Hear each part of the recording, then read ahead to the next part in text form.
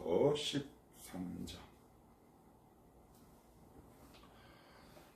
내가 이제 세 번째 너희에게 가리니 두세 증인의 입으로 말미암아 확정하리라. 내가 이미 말하였거니와 지금 떠나 있으나 두 번째 대면하였을 때와 같이 전에 죄 지은 자들과 그 남은 모든 사람에게 미리 말하노니 내가 다시 가면 용서하지 아니하리라. 이는 그리스도께서 내 안에서 말씀하시는 증거를 너희가 구함이니 그는 너희에게 대하여 약하지 않고 도리어 너희 안에서 강하시니라. 그리스도께서 약하심으로 십자가에 못 박히셨으나 하나님의 능력으로 살아계시니 우리도 그 안에서 약하나 너희에게 대하여 하나님의 능력으로 그와 함께 살리라. 너희는 믿음 안에 있는가 너희 자신을 시험하고 너희 자신을 확증하라. 예수 그리스도께서 너희 안에 계신 줄을 너희가 스스로 알지 못하느냐. 그렇지 않으면 너희는 버림받은 자니라. 우리가 버림받은 자 되지 아니한 것을 너희가 알기를 내가 바라고 우리가 하나님께서 너희로 악을 조금도 행하지 않게 하시기를 구하노니 이는 우리가 옳은 자임을 나타내고자 함이 아니라 오직 우리는 버림받은 자 같을지라도 너희는 선을 행하게 하고자 함이라. 우리는 진리를 거슬러 아무것도 할 수 없고 오직 진리를 위할 뿐이니 우리가 약할 때 너희가 강한 것을 기뻐하고 또 이것을 위하여 구하니 곧 너희가 온전하게 되는 것이라. 그러므로 내가 떠나 있을 때 이렇게 쓰는 것은 대면할 때 주께서 너희를 넘어뜨리려 하지 않고 세우려 하여 내게 주신 그 고난을 따라 엄하지 않게 하려 함이라. 마지막으로 말하노니 형제들아 기뻐하라. 온전하게 되며 위로를 받으며 마음을 같이하여 평안할지어다. 또 사랑과 평강의 하나님이 너희와 함께 계시리라. 거룩하게 입맞춤으로 서로 문안하라. 모든 성도가 너희에게 문안하느니라. 주 예수 그리스도의 은혜와 하나님의 사랑과 성령의 교통하심이 너희 무리와 함께 있을지어다. 아멘. 고린도후서 13장 내용은 12장까지 바울의 최종 사도직에 관한 변호로 이제 마무리를 하고 사도 바울이 고린도 교인들에게 하고 싶은 이야기, 정말 하고 싶은 이야기를 이제 하고 있는데 1절에서부터 4절까지 말씀에 보면 회개하지 않는 자들을 단호하게 권징하겠다. 4절에 보시면 내가 너에게 가면 용서하지 않겠다 라는 말은 그들의 죄를 우리가 아는 인식과 우리가 아는 이미지가 아니라 용서하지 않겠다라는 것은 권징하겠다는 말인데, 학자들이 이야기하기를 여기서 말하는 용서하지 않겠다는 죄를 회개하지 않고 반복하는 자, 특별히 음란 이런 부분들 출교하겠다. 출교는 뭐냐? 예배에 참석하지 못하게 하고 성만찬에 참여하지 못하게 하겠다라는 의미로 이해하시면 됩니다. 굉장히 단호하게 사도 바울이 1절에서부터 4절까지의 말씀에서 이야기를 하고 있어요. 회개하지 않으면 내가 다시 갈 때 단호하게 권징하겠다. 용서하지 않겠다. 이렇게 이야기를 하고, 그리고 부연 설명으로 5절에는 이렇게 얘기합니다. 너희 자신을 한번 돌아보라.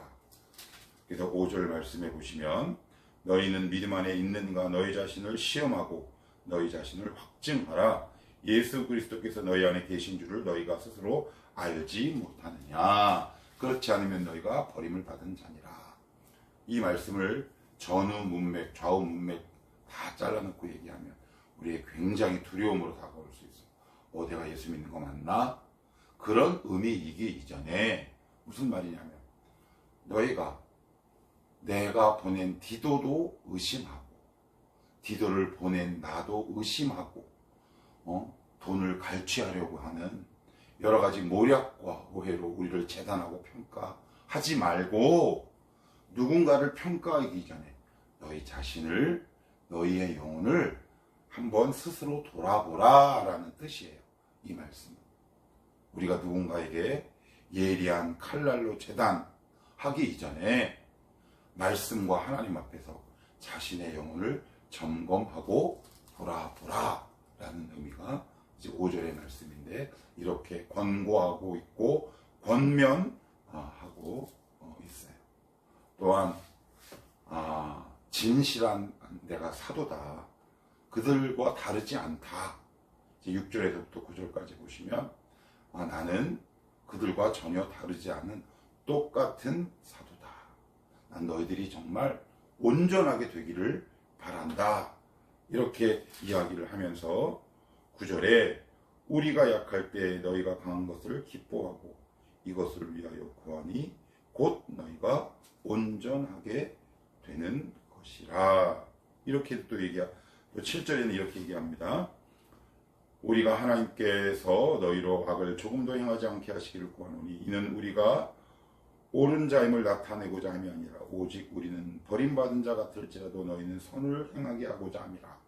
이게 이제 헬라식 정서로 이렇게 표현을 한 건데, 버림받았다라는 단어를 우리 의미로, 우리 한국적 의미로 이해하면 되게 곤란하죠. 이게 무슨 이야기냐 하면, 우리는 약하지만 너희들은 온전히 선을 행하기를 바란다. 이걸 조금 더 풀어보면, 너희들이 우리를 볼 때, 인간적으로 볼 때 왜 우리에게 인간적인 연약함이 없겠느냐. 그런데 왜 그런 인간적인 연약함만 보고 너희가 마땅히 행해야 할 선을 행하지 않느냐. 이렇게 이야기를 해요. 이것을 우리의 삶 속에 적용을 해보면, 나 저 사람 때문에 신앙생활 안 해. 이건 핑계라는 거지. 이건 굉장히 중요한 말씀이에요. 물론 교회 공동체 안에서 상처받을 수 있습니다. 죄인들이 모이는데 왜 상처가 없겠습니까? 실족도 할 수도 있고 상처도 받을 수 있는데, 너희의 신앙의 방향과 정체성을 타인에게 두지 말고 너희는 늘 하나님 앞에 서 있기를 원한다. 네가 제대로 신앙생활을 하지 못하는 이유를 타인에게 두지 말아라 라는 뜻이에요. 어린아이의 특징이 뭐예요? 끊임없이 누군가를 탓하는 거잖아요. 자기가 밥을 먹다가 흘려도 엄마 때문이라고요. 반찬을 먹다가 흘려도 엄마 때문이라고요. 뭐든지 남의 탓을 한다는 말이에요. 그러지 말아라. 우리도 인간인데 왜 연약함이 없겠느냐. 그것에 집중하거나 주목하지 말고 너희가 마땅히 걸어가야 할 믿음과 신앙의 길을 오롯이 걸어가라. 이렇게 권면하고 있는 내용이 6절에서부터 9절까지고, 또한 10절에서부터 13절까지 말씀은 이제 그 유명한 사도 바울의 축도, 대다수의 한국교회에서 사용하고 있는 축도가 고린도후서 13장 13절이죠. 주 예수 그리스도의 은혜, 하나님의 사랑, 성령의 교통하심이 너희 무리와 함께 있을지어다. 이렇게 이야기를 합니다. 그러면 우리 한번 구체적인 내용으로 한번 들어가 봅시다. 2절 말씀입니다. 내가 이미 말하였거니와 지금 떠나 있으나 두 번째 대면하였을 때와 같이 전에 죄 지은 자들과 그 남은 모든 사람에게 미리 말하노니 내가 다시 가면 용서하지 아니하리라. 이전까지 사도 바울의 문체와 어투와는 사뭇 다르죠. 굉장히 단호합니다. 좀 무서울 정도로 단호해요. 용서하지 않겠다. 헬라어도 이런 뜻을 담고 있어요. 죄를 사하다, 그런 뜻을 갖고 있는데 너의 죄를 내가 묻고 하지 않겠다. 굉장히 단호하게 이야기합니다. 교회를 누구보다 사랑해요. 우리는 이미 살펴봤어요. 교회를 사랑하고 성도들을 사랑합니다. 근데 사랑하는 자의 입술에서 이런 단어가 나올 수 있겠습니까? 예, 맞습니다. 사랑하기 때문에 이렇게 말을 할 수 있는 겁니다. 우리가 대개는, 보통은 우리가 사랑한다 라고 얘기했을 때 우리는 그냥 감정적으로 사랑, 뭐 이런 것들만 생각해요. 무조건 다 품어주고 용서하고. 그런데 사도 바울의 입장에서는 그렇게 할 수 없어요. 왜요? 사도 바울은 교회를 사랑하기 때문에 교회를 지켜야 할 책임도 있습니다. 그래서 암덩이와 같은 존재, 충분히 회개하고 돌이킬 기회를 주었음에도 불구하고 그 죄를 반복하는 사람들을 교회 공동체를 지키기 위해서 출교시켜버리는 거예요. 왜요? 그래야지 그 영혼도 각성하는 거거든요. 아, 내가 잘못됐구나. 인간이 무조건 품어준다고 해서 되는 것 때로는 아니지. 죄의 심각성을 일깨우고 깨우쳐야 할 필요가 있어요. 그래서 하나님은 때로는 우리에게 내가 저지른 죄에 대한 대가를 반드시 치르게 하십니다. 용서는 하시지만 대가를 치러야 나중에 그 죄를 반복하지 않기 때문에 그래요. 우리에게 대가를 치르게 하시는 그 궁극적인 이유와 목적이 뭘까요? 그것은 사랑이죠. 사도 바울은 사람에 대한 사랑과 죄에 대한 단호함이 동시에 있다. 이 두 가지 행동과 태도, 이 단어는 뗄래야 뗄 수 없다. 목사님 왜 그래? 교회가 왜 이래? 그러니까 우리식으로 마음대로 평가하지 않아야 합니다. 그래서 때로는 목회자는, 교회 리더십들은 죄를 반복해서 짓는 자들에게 엄격하고 때로는 단호할 필요가 있다. 왜요? 나머지 교회 공동체의 지체들을 지켜야 하기 때문에 그래요. 또한 그 권징하는 그 대상도 내가 잘못했구나 라는 것을 깨닫게 해서 지옥의 자식으로 빠지지 않도록 결국 그 영혼을 위해서도 단호한 권징과 치리가 필요하다. 그런 의미에서 2절 말씀에 내가 다시 가면 용서하지 않겠다. 이렇게 사도 바울이 이야기하고 있다. 이 근거는 뭐다? 공동체를 사랑하기 때문에. 그 죄를 지은 영혼도 사랑하기 때문에 권징하는 것, 출교시켜버리는 거죠. 그 영혼도 지키고 남아있는 교회 안에 다른 성도들도 지키는 목적이 바로 이것이다.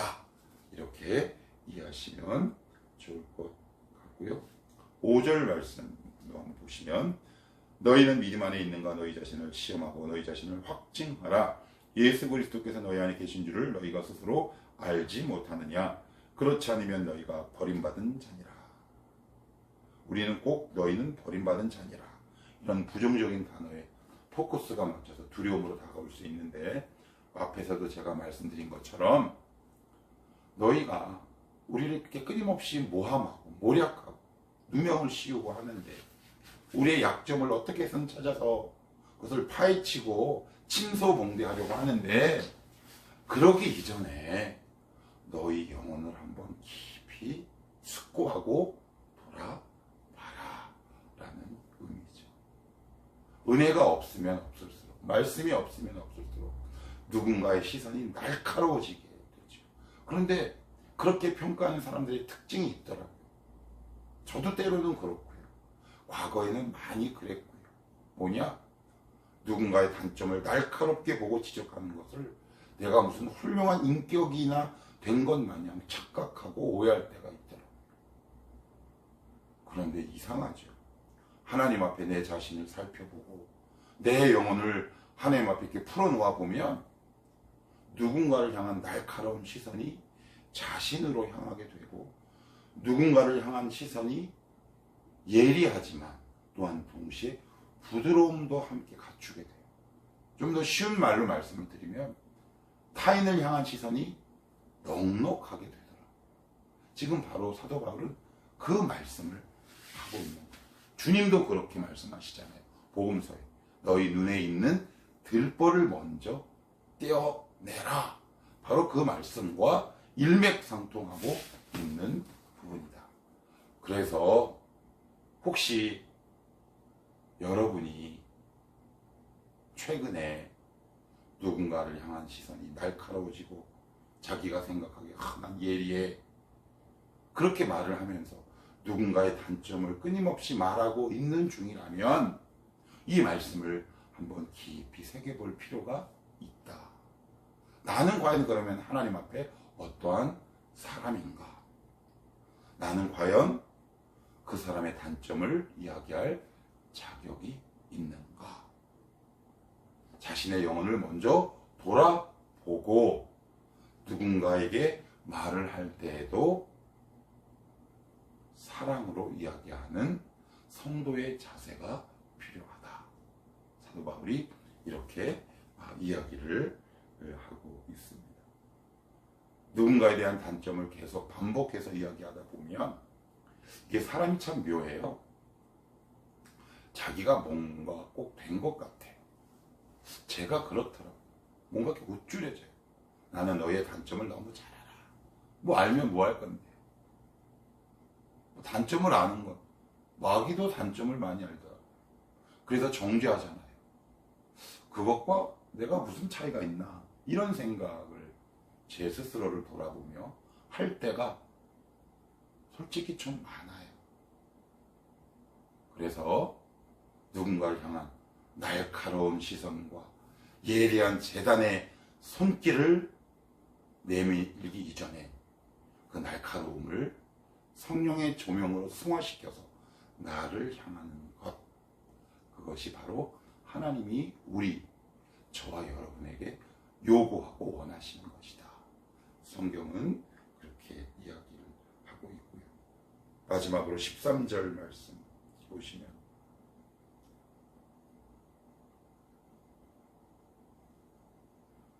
은혜와 사랑과 교통, 좋은 말이잖아요. 그죠? 용서하지 않겠다. 너희 자신을 확증하라. 그렇지 않으면 너희가 버림받은 자니라. 이렇게 단호하게 이야기한 사도 바울이 고린도후서 마무리는 그들을 향한 축복의 말씀으로 마무리하고 있다라는 사실입니다. 사도 바울의 마음을 우리가 이해할 수 있어요. 이 사도 바울의 마음에서 하나님의 마음도 우리가 조금이나마 헤아릴 수 있지 않을까 생각해요. 하나님 우리를 왜 이렇게 괴롭히십니까?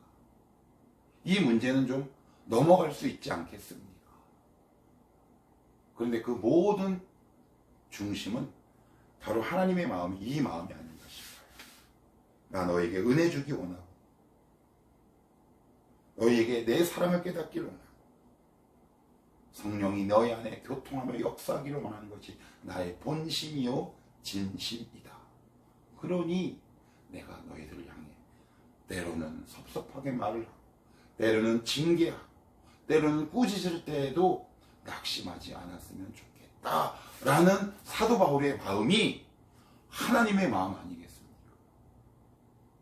사도 바울도 고린도 교인들을 향해서 때로는 꾸짖고 경책하고 교훈하고 하는 이 모든 것이 사랑에 기초한 것이다. 하나님도 역시 마찬가지시다. 그래서 히브리서에 보시면 이런 말씀이 있어요. 너희는 경책받을 때, 꾸지람 받을 때 낙심하지 말라. 징계가 없으면 사생자 이건을 너희에게 어찌 징계하지 아니하시겠느냐. 사랑으로 우리를 때로는 때리시고 때로는 꾸짖기도 하세요. 하나님께 꾸지람 받았을 때 최근에 누군가에게 아픈 소리를 들었는데 그 소리를 듣고 내 자신을 점검해 보니 맞구나. 그런 깨달음이 있을 때 낙심할 이유가 없다. 그래. 나를 사랑하셔서 때로는 사람의 입술을 통해 때로는 성령 하나님의 조명과 역사를 통해 나의 부족함을 깨닫게 하시는구나.